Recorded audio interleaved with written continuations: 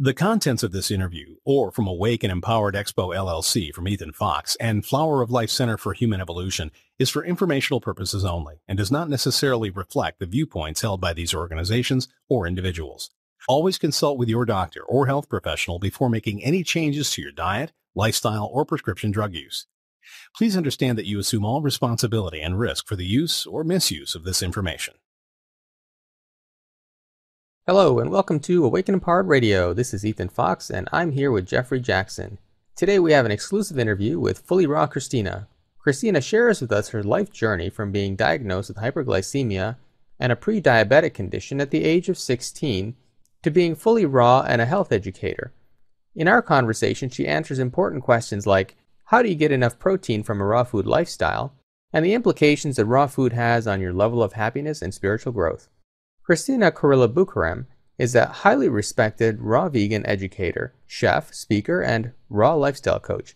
At the remarkably young age of 18, Kristina knew that she was going to share her passion for eating raw, organic produce with the world.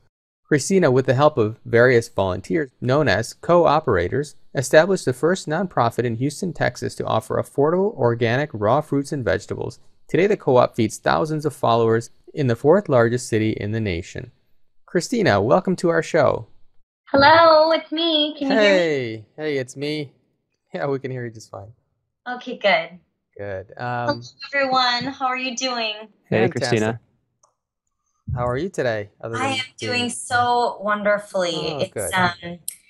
It's a beautiful day in the neighborhood, as the kids say. That's good. You're in Houston, right? I am in Houston, and you guys are. I'm going to be seeing both of you guys in just a few months. Yes, so you are. Yeah. I'm very excited, and I know there's going to be many people there to speak to and to spread the message. Yeah, absolutely. Yeah, Yes, we've got a huge raw food community here in Michigan, so you'll have a receptive audience. I cannot wait to just speak with people and hug people, and I feel like it will be so much fun. Yes. You know, Kristina, our expo team is a huge supporter of raw food lifestyle. Actually, Jeffery, when he comes to our meetings, he starts us off with raw food, raw juices at most of our meetings. And for me personally, starting out on a raw food diet was really a choice and not the result of being in poor health. I've been eating a raw food diet for I think about 8 years, and I've been vegetarian prior to that. And we've been running a raw food group here that's a really large group for probably about 7 years at least now. And but for me, it wasn't really the result of poor health. It was just something that I'd started doing at a certain point. My health wasn't optimal, but it wasn't bad either. It seems like, though, a lot of raw foodists begin their journey as a result of a health crisis. And I know you have a similar story of your personal journey. Can you tell us more about how you came to go in this direction in terms of the lifestyle as well and the diet of it as well? I would be honored. You know, I started this journey when I was 18. Although I have to say it really began when I was around 16 and I was diagnosed with hyperglycemia, which is the onset of type 2 diabetes. And for those who don't know, you know, hyperglycemia is very much classified by like migraines, high and low blood sugars, dehydration, having low energy, lethargy, feeling nauseous quite a bit. And I was very, very underweight. I'm about 5'6", 5'7", and I was only 87 pounds, not because I wasn't eating, but because my body was starved for nutrition.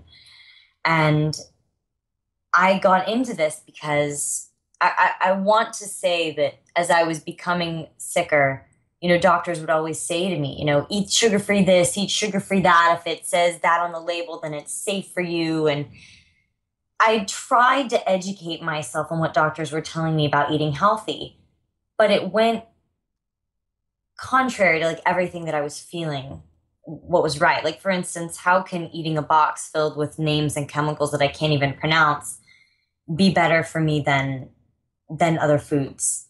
And I grew up in a Lebanese and an Ecuadorian household. So I grew up literally eating meat, steak, potatoes, rice, and beans, and a lot of Lebanese food, which was basically doused with olive oil.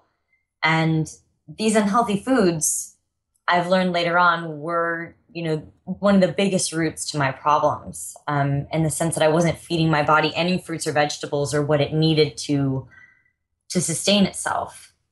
And for a few weeks there, I was in the hospital and going in and out, doctors really trying to wean me onto their programs, but I just wasn't feeling better. And I remember going into the hospital like every 2 weeks with vomiting and dehydration and high and low blood sugars, not being able to figure out what was going on with me.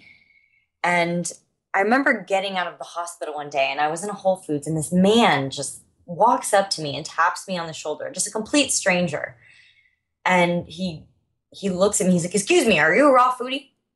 And I kind of just looked at him and I'm thinking, all right, 18-year-old girl in a grocery store. Here comes an older man asking her if she's a raw foodie. This is strange, right? And he was so nice about it. He just started telling me, well, I eat, 10 pounds of fruits and veggies every day. I juice all the time and I'm so healthy. And you have this spirit about you. I wanted to talk to you and ask you if you were a raw foodie. And I'm not going to lie, I was a little freaked out by it because I'd never heard of anybody who had never cooked their food. And at this time, I think he had been eating raw, I think he had said, for about 15 years then. And I was just so thrown back by it. And I remember going home that night and telling my family that I had met a rabbit man and that I was shocked that this man said that he eats nothing but fruits and veggies. And I took his card because I'm an open person and I never like to close any doors. And I remember that same night I went back into the hospital and I'd never gone out of the hospital and gone back in the same day. But when I got out 3 days later, I felt like I had hit rock bottom. And I called him up as soon as I got out and I said, look, I've tried everything. And I think the one thing that I haven't tried is food. And I told him, I was like, I can't eat sugar because I'm hyperglycemic and I really don't know how this is going to work. But, I would love for you to just tell me what you think I can do. And he met me at Whole Foods that week, every single day for about 3 hours, just explaining to me, the benefits of fruits and veggies, why eating it would change my body, why eating fruits could help me so much. And I learned more from that week than I think anything else, just enlightening me that food is medicine and food can change our lives. And keep in mind that I was 87 pounds at the time. And I walked out of that Whole Foods that first day of meeting with him with 80 pounds of peaches. And he told me, he was like, just pick your favorite fruit, whatever it may be. And I want you to eat that one fruit for a whole week or 2 weeks or whatever it was. And I didn't have a favorite fruit at the time because I wasn't familiar with eating very many fruits. And I just picked peaches. And it was so funny because I felt like I had no idea what I was doing, but I felt like I was doing something amazing. And after 3 days of eating nothing but peaches, I actually felt better. Eating one thing, giving my body one thing to digest and to handle, it was amazing the results that I saw. I didn't have a migraine in 3 days. I think I'd gained like a pound. My insulin levels were like slightly stabilized after 3 days. And, then a week went by of eating just peaches. And it was like, gosh, I feel pretty good still. I can't believe that I have, energy. And I'm eating fruit. Isn't fruit sugar? Isn't that supposed to be bad for you, especially for diabetics? I don't know. And it was simply amazing to me that, I could be seeing such changes. And, 2 to 3 weeks passed by. I started incorporating more fruits and more veggies. I started eating greens and just learning how to just prepare simple things like a fruit plate or a salad, whatever it was. Before I knew it, 30 days had passed. And it was like, oh my gosh, I just ate raw for 30 days. That's insane. How can that be? But I haven't been back to the hospital. I haven't needed any type of medicine for it. I haven't had a migraine. There must be something to this. And that's how my journey started. And it was crazy. It was just, long story short, it was crazy. I spent the next 6 months of my life reading every single possible resource I could about raw foods. And this was 8 years ago. So keep in mind that 8 years ago, being vegetarian was taboo. Like, I think nowadays being vegan is actually much more accepted than it ever has been. Going green is almost like a popular movement. It's a cliche cash word that people use. They may not necessarily know what it means, but it's cool because I think it's just becoming a lot more trendy now. But 8 years ago, I'm pretty sure there were only like 2 or 3 books out there about eating raw, and now there's so many more. So I ended up stumbling upon this doctor named Dr. Graham, and he works, in Seattle and Costa Rica with ill people and with healthy people, teaching them how to be raw, teaching them how to eat raw foods, fruits and vegetables, heal their body, understanding the connection between the earth and everything around them. And he was eating a way called like the low fat raw vegan way, which was basically focusing on eating fruits and vegetables with little nuts or seeds. And when I heard about him and his program, I couldn't wait, and I just wanted to be around him. So in me going to college, I ended up spending a few years studying abroad with him in Costa Rica and in Seattle. And then I went to Vanderbilt, and then I went to Rice. And with all of these studies, I ended up pulling together all of my knowledge, and it contributed to my journey. And once I moved to Rice, that ended up beginning my journey and starting Raw Fully Organic, my nonprofit cooperative here. And so that has been an entirely different journey for me, I think, health excluded. But something that's kind of exciting that I will share with both of you is that yesterday was actually my 8-year Raw anniversary. Oh, wow. Congratulations. So I'm excited that I can actually say that it was about this time 8 years ago that I jumped on train to this type of lifestyle. And I always tell people it is not a diet. It is not a diet. It is a lifestyle of abundance. It is learning how to eat fruits and vegetables. It's so funny to me that people will say that this is such an extreme way of living. And I'm like, really? Eating nothing but fruits and vegetables is extreme? When did that become extreme? Because I was walking down the street the other day, and there was a drive-through line backed up to the end of the street at McDonald's. And I'm thinking about these people that go there 3 times a day and eat nothing but McDonald's, eat nothing but Burger King, eat nothing but fast food, and think about how that's not only affecting their bodies, but how that connection between their food and their body is affecting their mind and is affecting their greater connection with every human being, and then with the earth and with the world. It starts with food. It starts with what we put in our bodies. It starts with what we feed ourselves. And we feed ourselves with food. That may be physical food that we put in our stomach. It may be mental food that we put in our minds. It may be the people that you surround us with. But whatever we feed ourselves, that is who we become, because you are what you eat.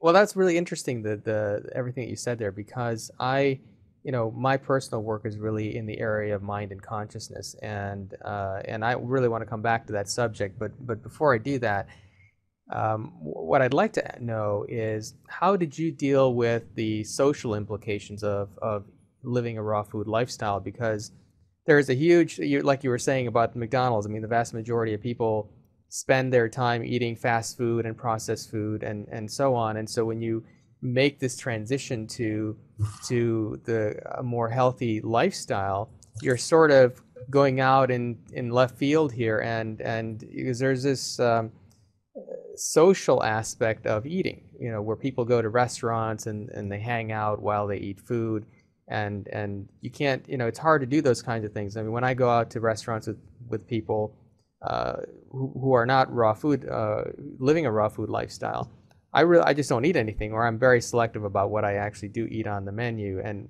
for me, that's not such a big deal.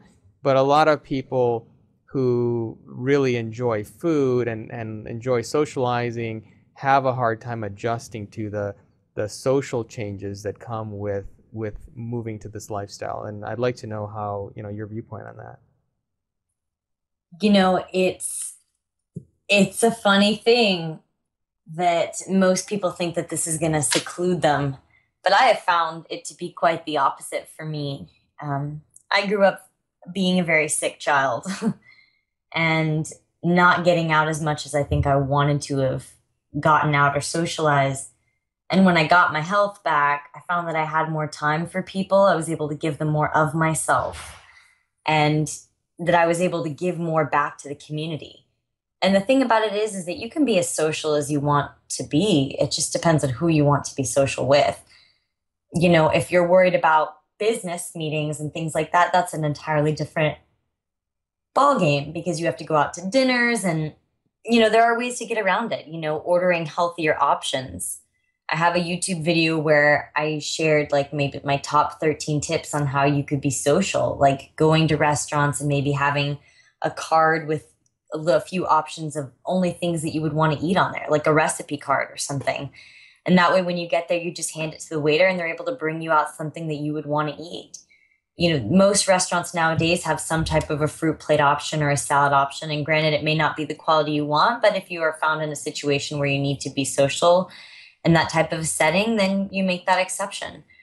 Nowadays, if that happens to me, I love to eat before I go, or I'll bring my food with me. Funny stories. I remember for my sister's birthday a few years ago, she requested that I go and I eat and I partake with everybody at the restaurant at the table, and that I didn't quote, quote, hog the attention by talking about raw foods in front of everybody. Because when I'm at a table with everybody and everybody sees me show up with a big platter of fruit, they want to ask me questions. And so I told her, I was like, you know what, that's fine. I'll eat at the restaurant with everybody. I'll bring my own food. I'll bring it there so that the chef has it to prepare it, and he'll bring it out with everybody else and nobody will even notice, right? And so we showed up to the restaurant a little bit early. I packed up a little lunchbox with some romaine lettuce, some strawberries, some oranges, some basil, a little bit of fruit in there too. And I brought it to the chef. And when they brought out our meal, it was kind of funny because I have never seen a salad prepared in such a beautiful way. They chopped up my strawberries in shapes of hearts and lined them all around the plate of my salad. She blended up this dressing of like oranges and basil for me. And it was so beautiful. And it was so funny because everybody's like, I want that. I'll have what she's having. And it was kind of funny because, I could have been embarrassed at that point that I was eating something different than everybody else.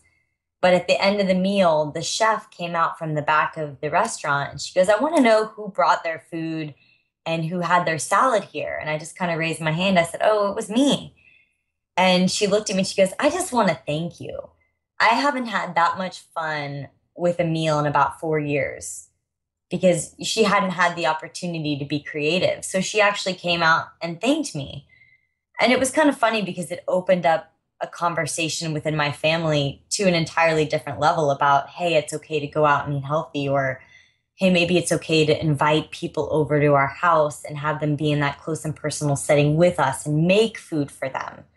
Because there are so many different types of raw dishes out there that people can make that don't have to be carrot, rabbit food or things like that. And they can be fun. They can be enjoyable. Kristina, you mentioned that you were a Lebanese family, you came from a Lebanese family, and I was part of a Lebanese family when I started to go raw. Can you talk about, did you have any challenges doing that, or could you talk about how easy it was, perhaps?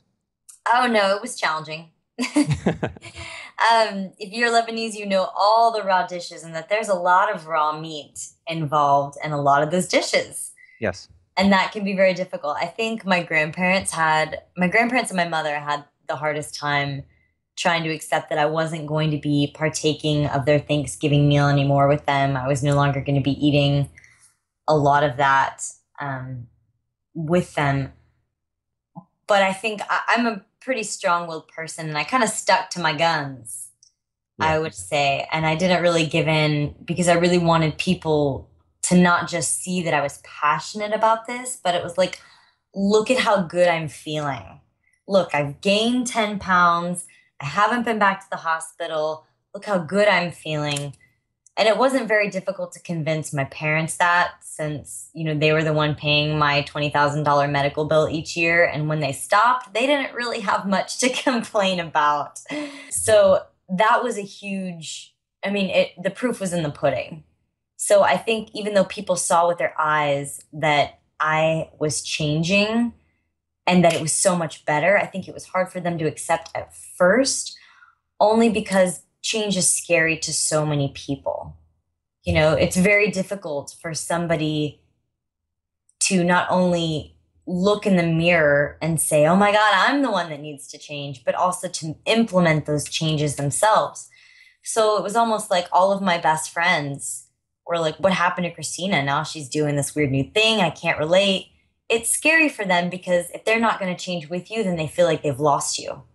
So I think one of the biggest challenges is to just have people understand that even though I'm eating something different, I still love you the same. I'm still going to spend time with you the same. I may be passionate about something new. And there has to be a sense of compassion and empathy on both sides, compassion, empathy from my end to understand that they may not have the same passion as I do.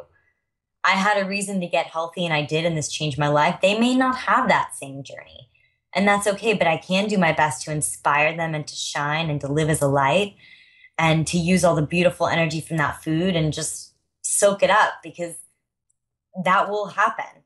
And then also for them to understand on their part that I have found a better way, and for them to love me unconditionally, for me to love them unconditionally.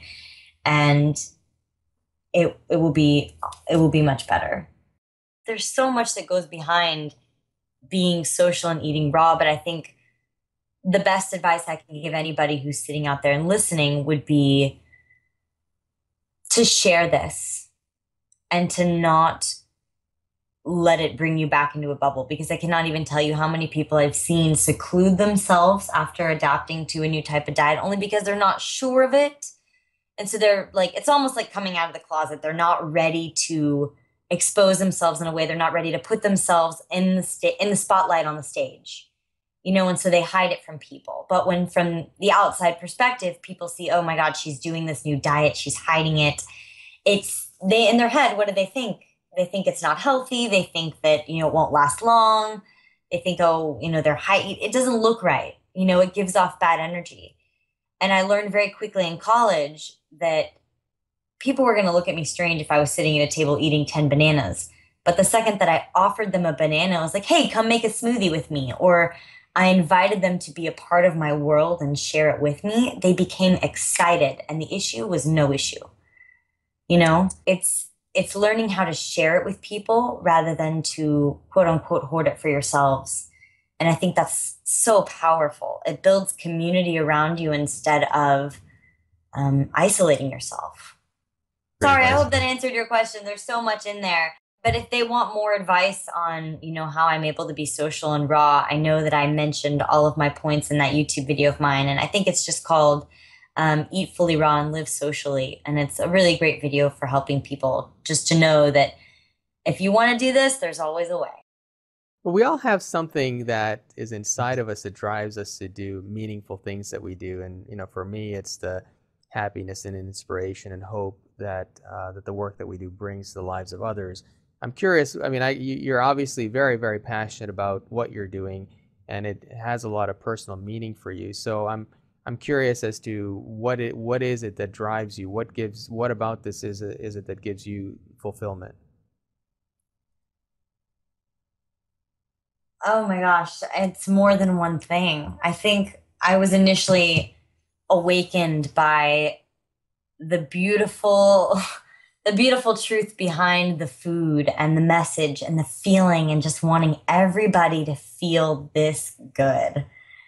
And it grew from there, from me feeling that good to sharing it with my family, and then me starting the co-op, and then, wanting to share that with people. And I've always said that my number one goal is just to reach people with this message, because I truly believe that changing our plates, changing what's on our plates, changing our food, changing our lifestyles can totally change this world.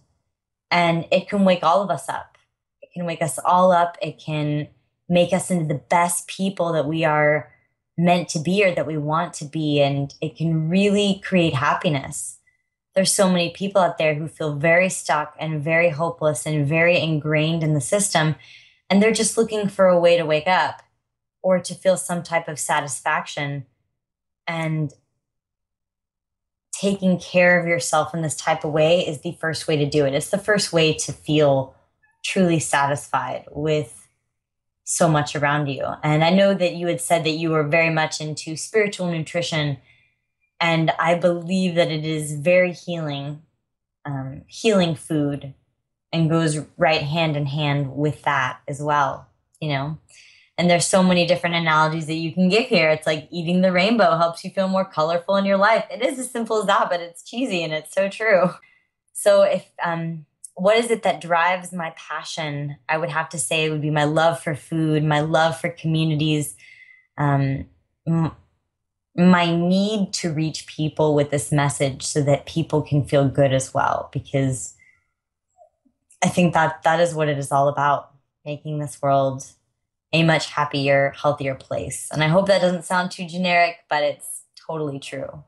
No, I can relate to a lot of that, actually. What you're saying about the spiritual implications of raw food, I've noticed that as well. I've been running a raw food group here in Michigan for quite a number of years. And one of the things that I really notice is when people come in for the first time and then they've never been exposed to raw food diet, but if they really, or lifestyle really, and if they really embrace it and take it on fully, I find that not only does it completely change their attitude toward life, they become happier, more positive, more optimistic. They change their, social relationships and hang around more positive people. But also it opens up their consciousness. They suddenly become aware of this whole other dimension of reality that was completely absent to them before. And they start asking me questions about consciousness and spirituality, which, was completely outside of their realm of reality before. And so I do find that there is that spiritual component of eating a live foods diet that most people probably never really even consider. For some reason, it seems like cooked food has, or even to a greater extent, eating meat seems to create a more dense vibration in the body. And I'm not, the kind of person who preaches that somebody should not eat meat or anything like that. I think people should do whatever they feel called to do. But I can say that I find that people who are on a raw food diet or people who are on a path to consciousness eventually turn to vegetarianism anyway, because it seems like they just go together. Right. But one thing I want to get your thoughts on is I find that that people's health is really based on many factors, and diet really being one of them. There's also the component of healthy relationships and following your passions in life. And from my experience, it seems like the vast majority of people don't really take the personal risks to follow their passions, and quite often are in relationships that keep them from living to their fullest potential. Do you have any experience or any opinions on these areas, and maybe even give us some pages from your personal life for illustration? Exactly. Health is all encompassing. Everything is affected by everything. Like, obviously, like kind of what I was saying earlier about what we feed ourselves makes the biggest difference. And this doesn't have to be food. It can be the words you read, the words you hear, anything that touches your senses, anything that we feed ourselves affects us, and it changes us for the better or the worse, unfortunately, sometimes. But our goal is to always try and make sure that we have that list covered. I actually have this list that's on my wall of things that are supposedly it's called the Great List of Health. And on the bottom it says, have you done these daily? And it's funny because one of them will be like a hug. It will be like eating your fruits and your vegetables, sleeping, stretching, laughing, playing, smiling. All these are on the list of health. And not many people would think of those as being a part of that list, but they all greatly matter. And I would add a few more onto there, like praying would be one, meditating would be one, spending time with community, having wonderful conversations with people like you, just like this, because all of those things are going to contribute to our greater health. Everything you do affects your health. And so if you were going to make choices every day to better that, how would you modify your life? How would you modify your mannerisms? How would you modify what you're eating so that you can feel the best that you can feel? Because if you don't get sleep, you won't feel rested. If you don't do something that you enjoy, then you're not going to feel happy. You'll never smile. You never will feel that joy in your heart. If you don't eat well, then you won't feel physically good enough to do the things that you want to do or that may bring you even more joy. And so I definitely feel like health does not just encompass food, but I do feel that food is a powerful catalyst to waking people up and to getting people to be able to physically achieve what they want to achieve. Well, I've always been really impressed by your ambition and drive, especially, so early on in life to achieve all the things and do everything that you're doing. Seems like you're always doing 30 different things, which I can completely relate to that lifestyle. But tell me more about the Raw Fully Organic Co-op, because it seems like that's really a personal, huge passion of yours. And what are your plans for the future with that? Are you planning on taking the world, or it seems like you might have that in your future? It's very funny. To give you a brief background, I started the co-op with 7 to 12 people in my living room, and it has grown in Houston to over 12,000 people, and we feed about 700 families a week.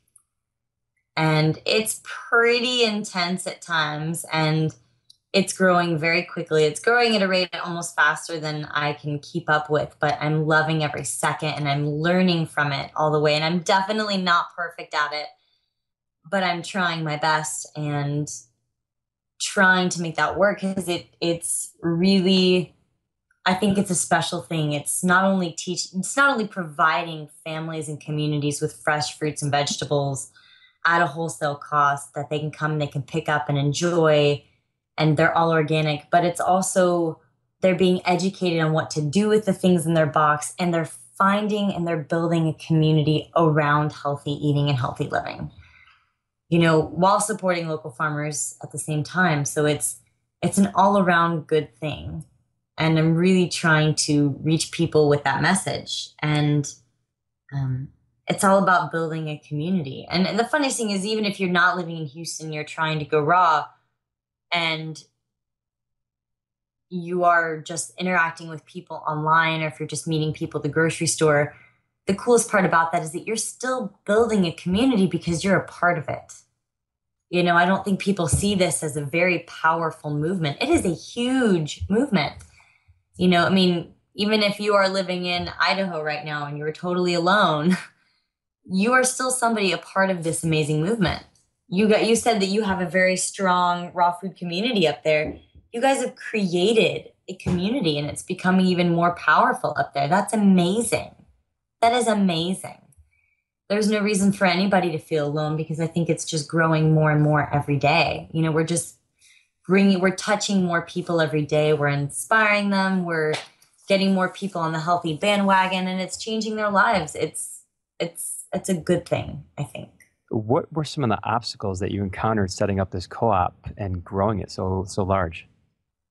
My future plans, I've been kind of flying by the seat of my pants for the past, I'd say, 7 years of doing this, but it's definitely been a learning experience. And I know we're about to open up another 1 to 2 locations before the end of the year here in Houston. Right now we have 3 with 13 different drop-offs. So we're able to kind of touch the whole city in different areas. And we're looking to expand a little bit north to the Woodlands, potentially Dallas and Austin. And I think that's going to just take time, because in running a nonprofit, it depends on volunteers. And that's a huge challenge in trying to make everything go smoothly and have the beautiful energy that it does. Also in trying to source the food and support the farmers there. There's so much involved in just making it work right. And that's going to take time. Eventually, I think my biggest dream would be to see a raw Fully Organic in every city.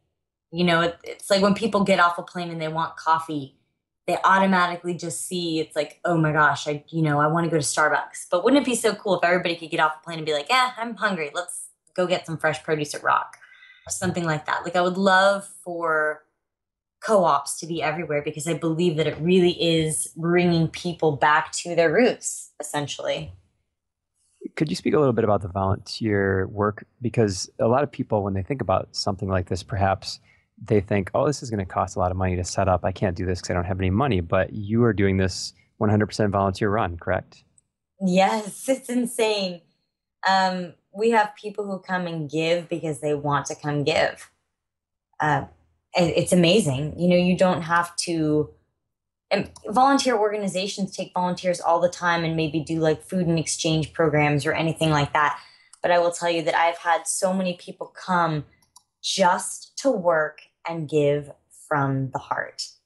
And heck, I am one of them, and I believe in it. And I put in 100 hours a week easily, just trying to get, make sure that people's needs are being met, just trying to help them. People email me all the time. They're so excited just to start eating healthy, to get their family on board, to make these types of changes in their life. I mean, it's like when you first heard about raw food, it's like you're just so excited about it. It's in your heart, you truly believe that it can change your life and that it can do so much for you. And so it's really learning how to just kind of hone into that. It's just such an amazing thing. You just want to share with other people. And I think that when you're really passionate about something, money doesn't even matter. It doesn't even come close. So it's more about fulfilling that mission, and you can feel way more fulfilled in doing something that you love and getting more people involved and building a community. And it's just, I think it's a beautiful thing. And I think eventually I will get to the point where, it may grow enough to where I'll have to figure out a way to like franchise in different places so that it can maintain and run itself. Right now, I'm still able to kind of keep it under the umbrella of its own, like it's all being run by me. I'm still the one who does the orders. I'm still the one that talks to volunteers. I'm there 3 days a week, and I'm in 3 different locations, and I'm learning how to kind of manifest all this even when I'm not there. So I think these are all just, growing opportunities that happen along the way. Like I said, I'm kind of flying by the seat of my pants, and if, just making it work just like any other business and trying to help it run smoothly. So. Well, it's fun to watch from up here. I think you definitely capture the passion down there with the co-op. What are some of I want to switch gears real quick. What are some of the health issues that you've witnessed from people switching to raw food diets? Besides your own specific case, have you seen others out there and that you'd like to share? I mean, yes, absolutely. All of those. All the above? All the above. So basically you're asking me like how raw foods has changed their life to be healthier in other areas, kind of? Yeah, yeah. I will say that it can, obviously the blanket statement is that it can affect every area of your life. When you start to become physically healthier, you can just do more things. You can get out, you can run, you can do yoga. Juicing cleanses the body on so many different levels. Just energetically, you become cleansed of mind, body, and spirit. And that sounds so generic, but until you feel it, then you just know what's going on. You feel pure on the inside, and your thoughts become more clear. You're able to have a little bit more confidence. And I think that is pretty huge for people who haven't had confidence in their body before. They're able to go out and be that person that they really want. So then they actually feel freedom for the first time. And you're doing it right when you feel good enough to share the message with another person, and that's where, if your relationship with yourself is improved, then your relationship with your spouse will become improved.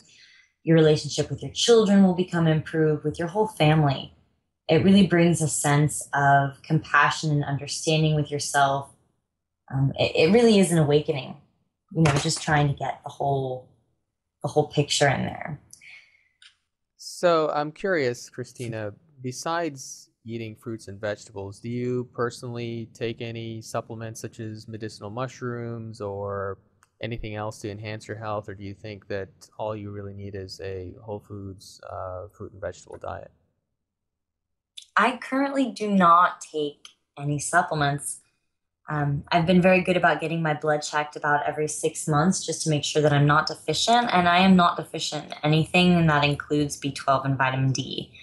I do take the time to get in an outside jog every single day to put my skin in the fresh air and under the sunlight just a little bit so that I make sure I get that vitamin. And, I do eat a lot of fresh, organically grown, local fruits and vegetables, so I'm sure I get, B12 from a lot of that local dirt somewhere in there. And other than that, I find that my nutrient levels are off the charts. Everything that I'm eating is my vitamin and nutrient dense. There's so many minerals and in everything that I'm eating. It's the most powerhouse packed diet on the planet. I find it very funny sometimes when people are like, well, are you sure you're getting enough nutrients? Are you sure you're getting enough protein? How can you be sure? And I'm thinking they're going to myself, fruits and vegetables have more vitamins and minerals than any other food on the planet. If I'm eating nothing but them, then I'm powerhouse packing my body up with them. And then I'm kind of wondering where people who are eating a big steak or, a big hamburger are getting theirs, and they're wanting to know where I'm getting my protein. It's so backwards. I've reprogrammed my mind in such a way to think the other way. Because most people are, I hope I'm explaining that right. Yes. And actually that's interesting. That was one of my questions, because I get that question a lot from people who are new on this journey, and which is, well, where do you get your protein from? Because there is this misconception in modern society that you have to eat lots of meat to get protein, and when in fact pound per pound, there is much more protein in greens and vegetables than there is in meat.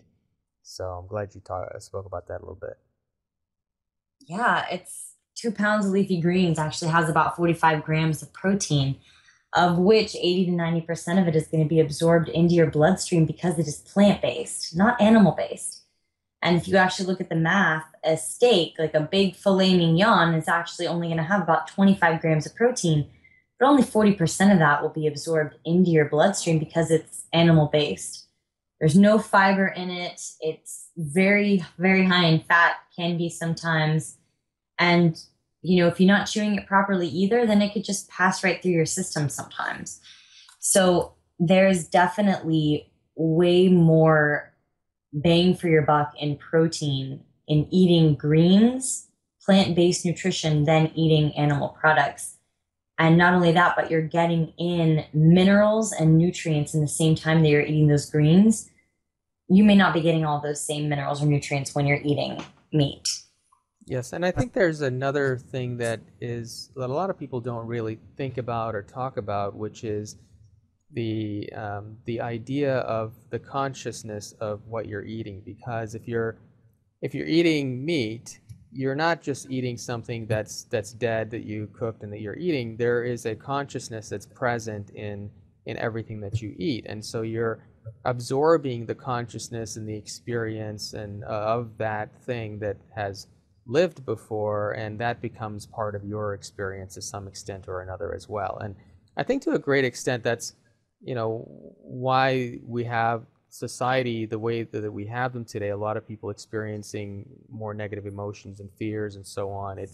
I think to some degree it is connected to the way that we treat our animals that eventually end up being the food that we eat, and that experience that they've lived is being conveyed through the food to through the human experience. Any thoughts on that?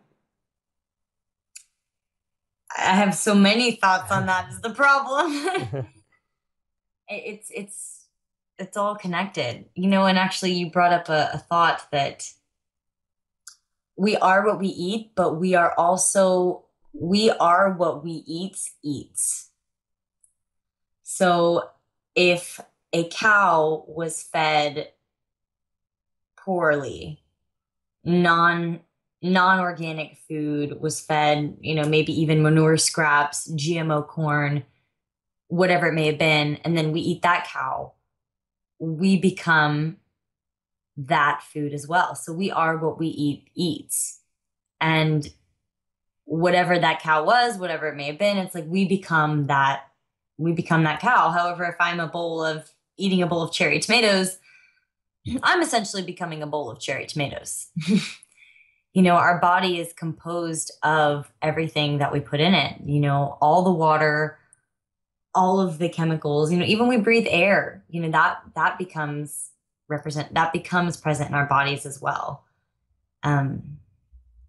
Yeah, I watched this documentary recently that's called the Ghost in Your Genes, and what was fascinating about it was that they found that the diets of people throughout history will affect subsequent generations. So, for example, if a particular society, they went through a period of drought and they didn't get the proper nutrition, it not only affects their physical body, but it'll affect their children and their children's children and their children's children's children. They all have this effect as a result of the poor nutrition that they ate. So what we're eating is not only an impact to us, but it is going to affect the genetics of our future generations for many, many generations to come. And I think, so there is this, so I think for our current society, you mentioned genetically engineered foods, and we have so many toxins in our environment, from GMO to chemtrails and all of these things that are affecting us. So it's really, I think, important to eat as healthy a diet as possible and live as healthy a lifestyle as possible, because we have so many factors that are working against that these days in society that it will affect all of our future generations for a long time to come. I totally agree. And I think it's all about generational patterns. So not only are we absorbing what the generations before us have done, but we are learning from them. And so now it's taking individuals like us that are trying to expose something new and changing those patterns, re-educating our minds, reprogramming our minds to know something different and then to act upon it. Knowing that there's so many different steps that can be taken to create better outcomes, I feel.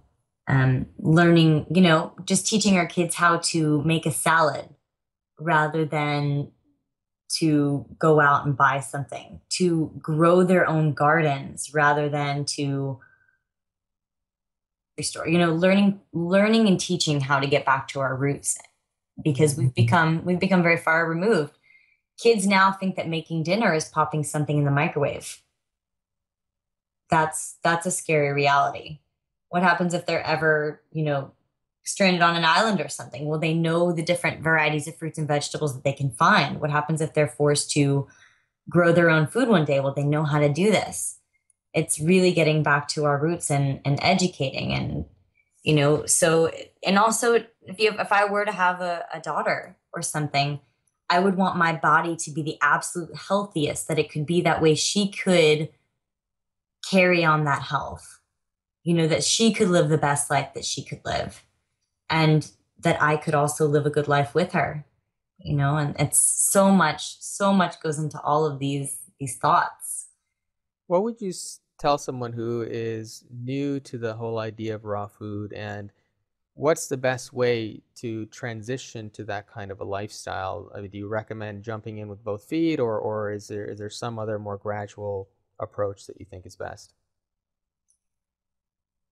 I tell people, there's so many people would tell me they're ready to jump in full time right there. And I'm like, if you're ready to jump in, that's great. Here's what we're going to do. Here's a basic food plan that you can follow. And it can be really as easy as, I've done videos about telling people, drink 32 ounces of juice in the morning, eat 7 to 8 pieces of fruit in the afternoon, eat more fruit, and then a huge rainbow salad for dinner. And then there's some people that say, oh my gosh, I want to incorporate it, but I just don't even know how. And so the simplest step for them would be, do 1 meal a day fully raw. Make it a juice, make it a smoothie, make it the most beautiful rainbow bowl of fruit that you could possibly ever imagine. You don't have to go fully raw in 1 meal.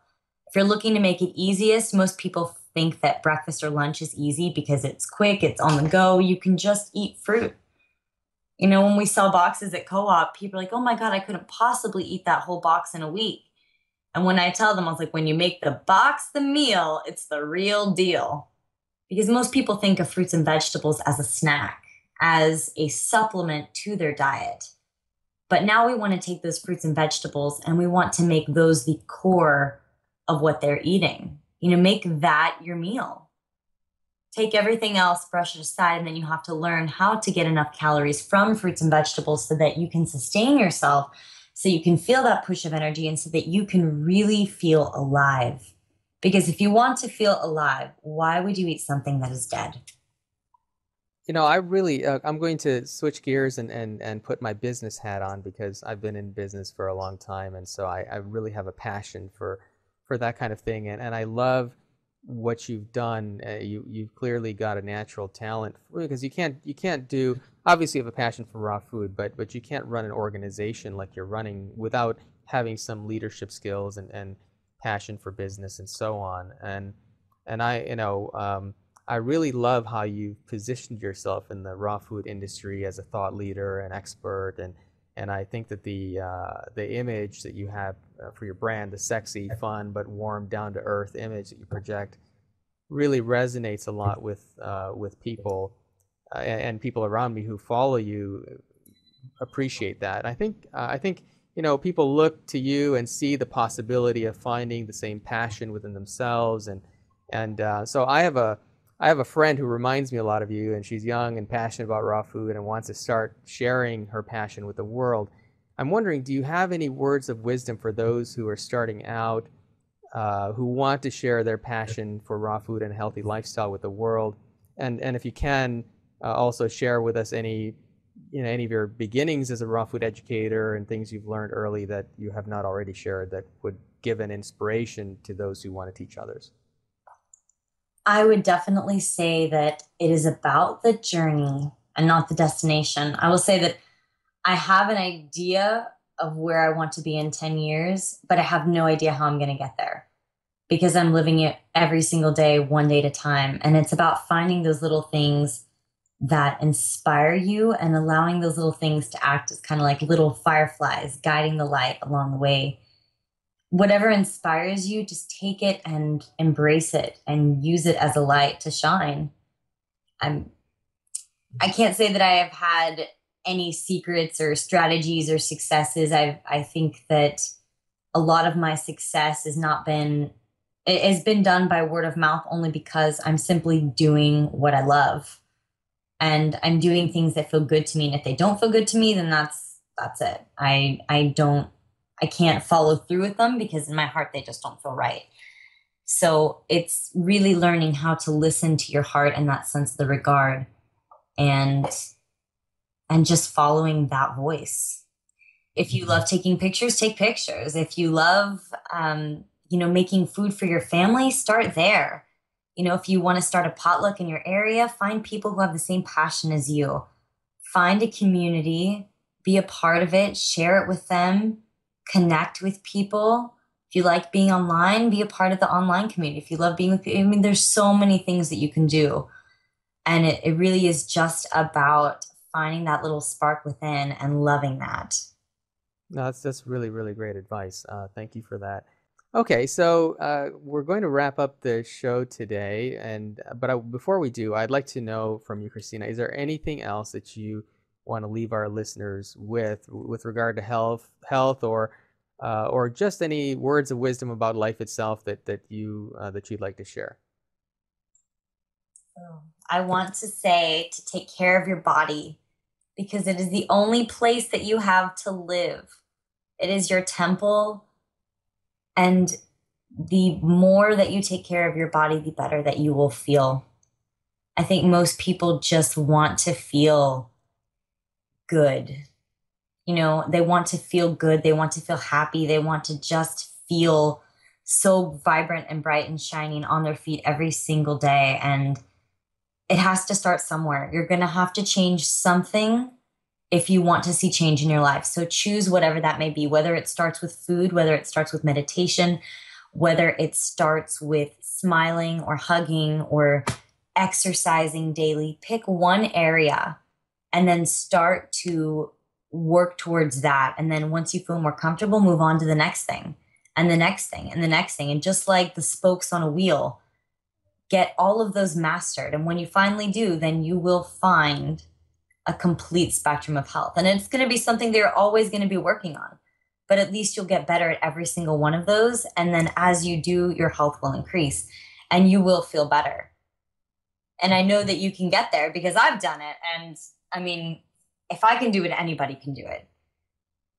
I'm no different than anybody else.